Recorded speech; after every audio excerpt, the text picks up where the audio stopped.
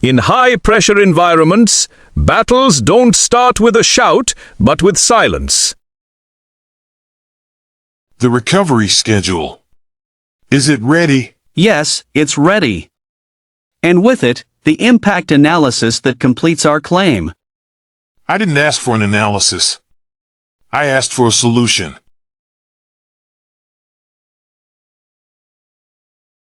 I know you're dealing with pressure from all sides.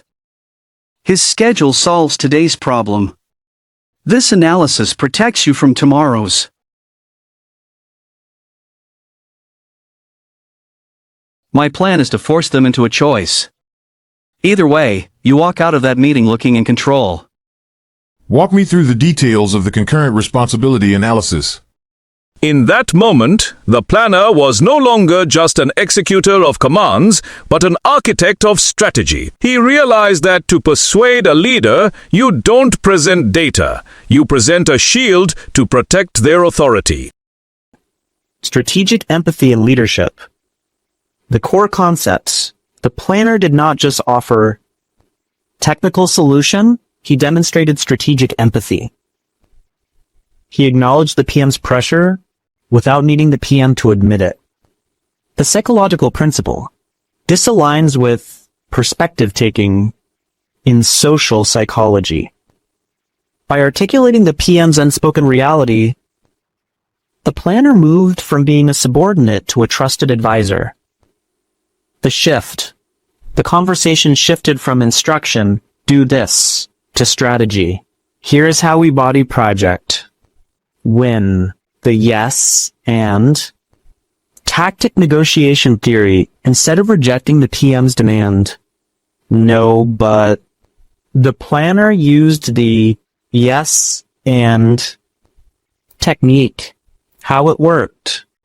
Yes, I have a recovery schedule. And I have the impact analysis that makes it powerful. The result? This approach validates the manager's authority while introducing a superior element, making the new idea feel like an enhancement, not a confrontation. Framing. The shield analogy cognitive science, the planner used framing to simplify a complex choice. He framed the recovery schedule as a paper shield, weak, and a TIA as a steel shield, strong. Why it is effective? Under pressure, the brain prefers simple, powerful metaphors. The PM did not need to understand the technical details, only its strategic value as a shield. The best experts do not sell data, they sell clarity and security. The power of nonverbal cues, behavioral psychology. The PM's acceptance was not verbal.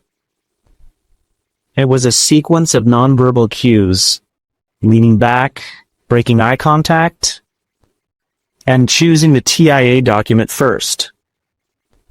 The takeaway. In power dynamics, actions are more honest than words. The planner won the argument before the PM said a single word of agreement.